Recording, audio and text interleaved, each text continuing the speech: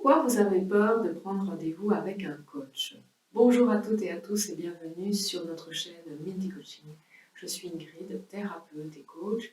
Si je vous fais cette courte vidéo, c'est pour éclaircir quelques points sur le coaching en général, très à la mode mais assez mal connu en définitive.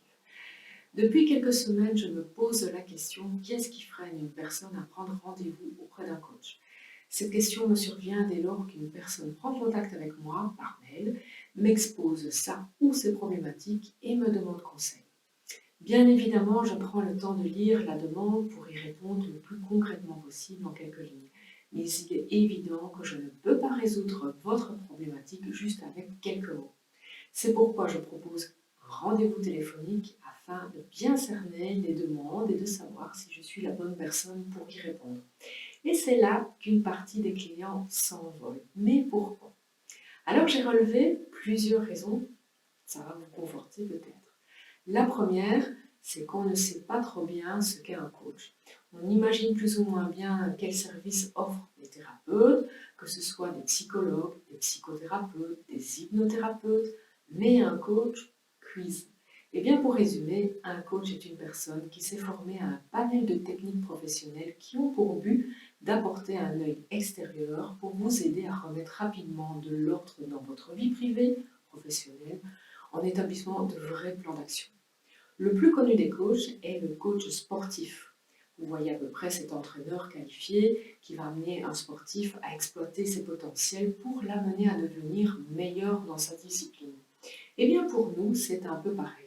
On vous accompagne vers le succès, la réussite, le changement salutaire en exploitant vos ressources et vos potentiels.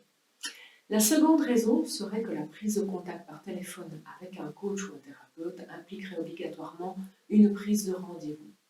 Je vous répondrai oui et non. Si je sens au bout de notre entretien téléphonique que ce n'est pas le bon moment pour vous, eh bien je ne vous inviterai pas tout de suite à prendre rendez-vous en consultation, mais je vous aiguillerai vers une de nos formations en ligne sur les sujets qui reviennent le plus régulièrement, comme le manque de confiance en soi par exemple. Après cela, on pourra reprendre contact et fixer ensemble un rendez-vous consultation pour un suivi personnalisé. La troisième raison, le client n'a pas le temps, du moins il ne s'offre pas le temps d'entamer un suivi car il pense que ce sera long, énergivore et fatigant. Pas de panique, on peut se caler un rendez-vous d'une heure en visioconférence. Pas de déplacement, ni de retard, ni de perte de temps. On s'adapte. Et par la suite, si le client le souhaite, on pourra exposer vraiment de vrais rendez-vous en présentiel pour le côté plus chaleureux et plus intime. Mais ce n'est pas du tout une obligation. La quatrième raison que j'ai soulevée pourrait être le tarif appliqué. Chez Mindy Coaching, nous appliquons un tarif accessible au plus grand nombre. Vous pouvez découvrir d'ailleurs notre tarification directement sur notre site. La cinquième raison que j'ai relevée peut être la longueur du suivi.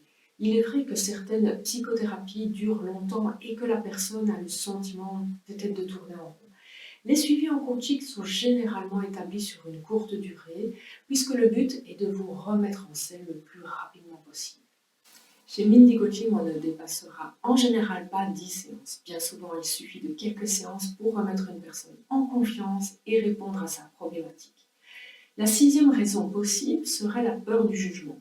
Si vous avez été suivi par un psychothérapeute plus ou moins de manière longue et que vous avez eu le sentiment d'être jugé et incompris, vous aurez tendance à projeter cette peur dans tout autre suivi personnel. Rassurez-vous, le coach est une personne qui est passée par pas mal de galères comme vous et saura plus que quiconque vous comprendre et vous rassurer. Et pour finir, je souligne une septième raison peut-être, la peur du changement. Et oui, l'inconnu fait peur, on sait ce qu'on a, on ne sait pas ce qu'on pourrait avoir, et en d'autres termes, on sait ce qu'on perd, on ne sait pas encore ce qu'on va gagner. Et comme disait Einstein, la folie, c'est de faire toujours la même chose et s'attendre à un résultat différent. Si vous souhaitez des changements dans votre vie, alors oui, il faut engager un premier pas. Et ce premier pas sera la prise de contact par téléphone avec le coach ou le thérapeute et peut-être la prise d'un rendez-vous. Maintenant que vous en savez un peu plus, qu'allez-vous faire? À très vite!